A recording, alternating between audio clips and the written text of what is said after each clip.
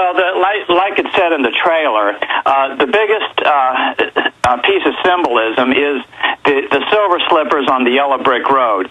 Dorothy's slippers were only made to be ruby in 1939 when the film was made, because that's when the Technicolor process was new, and so they changed the silver slippers, which is what it was in the book, to ruby slippers for the movie, and thereby most of the rest of the symbolism was lost in history.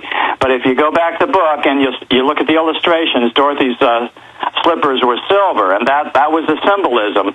The silver slippers, which basically was a less controlled, more abundant form of money, allowed Dorothy to tread safely on the dangerous yellow brick road, the gold money standard. All right, stay there. We're going to go to the Emerald City, the man behind the curtain, all of it, straight ahead. Stay with us, folks. This is key information, The Secret of Oz. Straight ahead.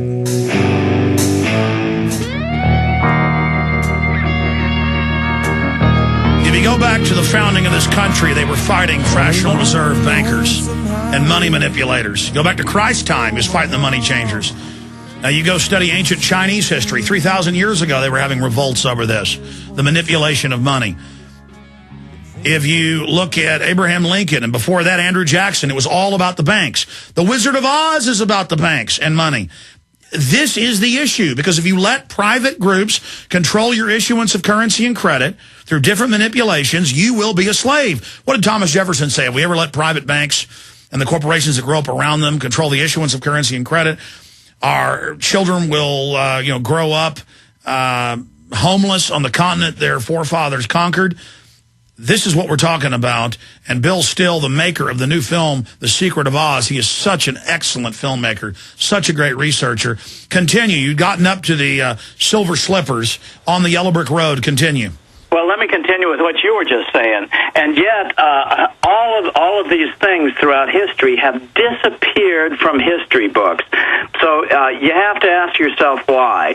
And the reason is that the banks control so much through loans, and that's why I have a friend who was just laid off from a major television network, and he's so mad at Morgan Bank because it came down to whether this TV network was going to pay the interest on their loans, or they're going to lay off like the top 20 or 30 execs in this TV network, and so they laid off the execs.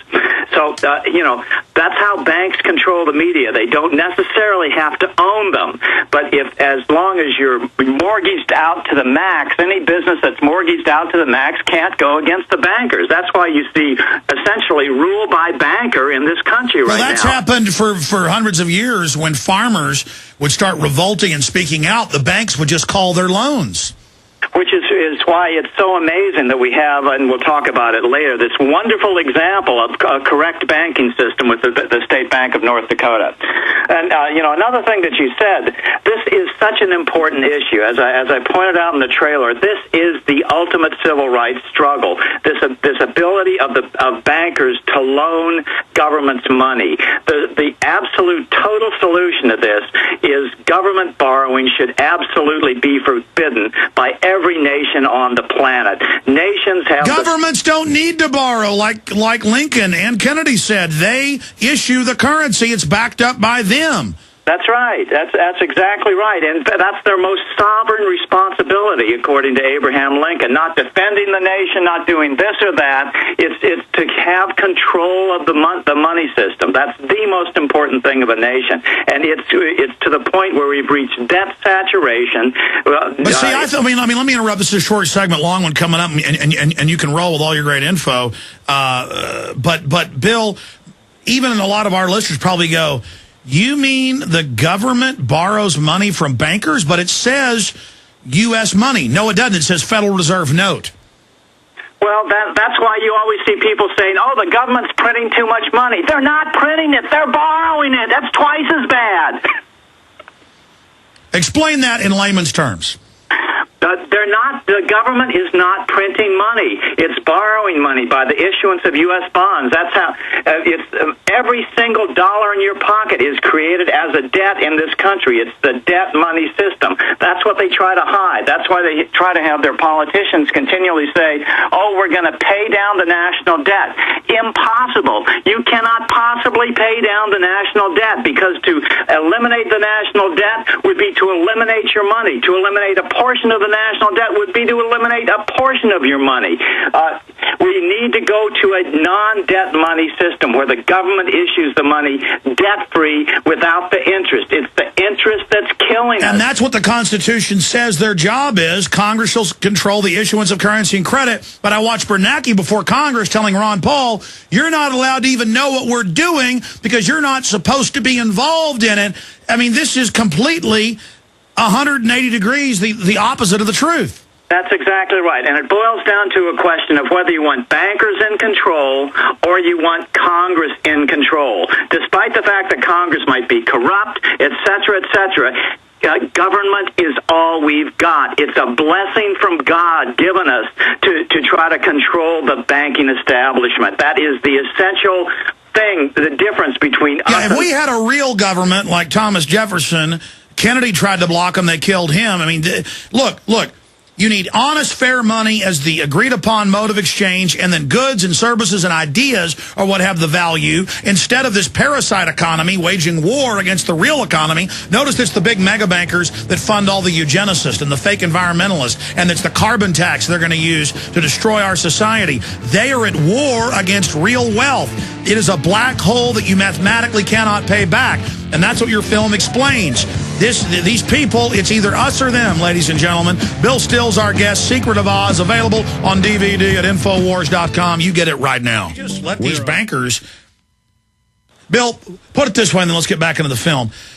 I've read and scanned over and had Ron Paul on yesterday, the Banker Reform Act that's passed the House and the Senate, but they have a different version, so it's they say it's going to pass in the next 2 weeks. It's in conference right now for those that just tuned in. And even the Washington Post admits, but said it was a good thing, that, the Federal Reserve will be given near complete power and autonomy to take over any financial institutions they want. Their smaller competition, state banks, local banks. And there is $600 trillion in derivatives, and this will fix it. I thought the TARP did a year and a half ago. And...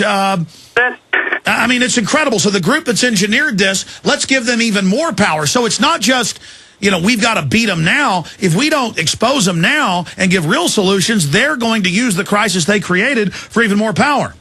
Yeah, it's ruled by banks. I mean, this isn't going to fix the crisis. For example, June 25th Newsweek article by Michael Hirsch put it this way. The bill, quote, effectively anoints the existing banking elite. The bill makes it likely that they will be the future giants of banking as well for all time. For example, do you know who the biggest investor in BP is? Oh, yes, Goldman Sachs. No, J.P. Morgan.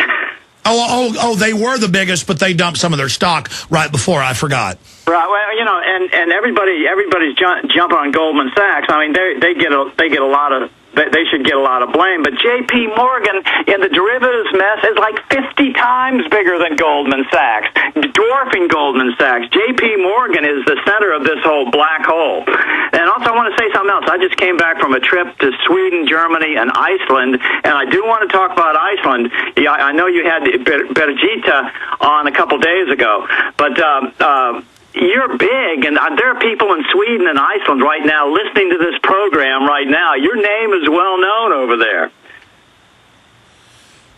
Well, worldwide, people are waking up thanks to your work. You certainly helped educate me. How many years ago did the Money Masters come out?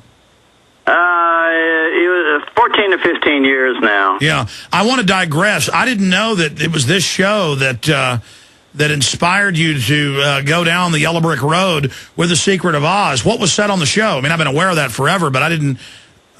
Just happened to mention that there was some type of symbolism related to the Wizard of Oz, and I'd never heard that before. I couldn't believe how somehow I had missed this, and so I jumped on the web and immediately saw that this was had been the talk in economics academia for about 20 years. And so I said, oh, yeah, this is the perfect vehicle, because to me, the Money Masters, well, I've always been looking for a way to refilm it, because we did it so long ago. It was even before digital. I mean, it was filmed in high 8, for example, and it's just getting, a little worn out looking, if you ask me. And also, it's too long, and I couldn't figure out, how can we do this in a shorter format so it's a more effective political tool? And that's, I think, what we've done here. We filmed The Secret of Oz in HD. Well, I mean, The Money Masters is an authoritative classic, and it's deep in history and the whole system. I mean, I can't believe you're kind of knocking your masterpiece there. Well, I think this is a more effective political tool. I mean, it takes somebody pretty dedicated to sit down for 3 hours and 23 minutes, Now, this you can sit down and spend 100 minutes and get the same story. Well, it does. I mean, it does look crisper because it's shot in high def, but I mean, I just got to commend all of it because I know how instrumental. But I am the type of guy that will sit down and watch C-SPAN for 3 hours, so I guess I get your point.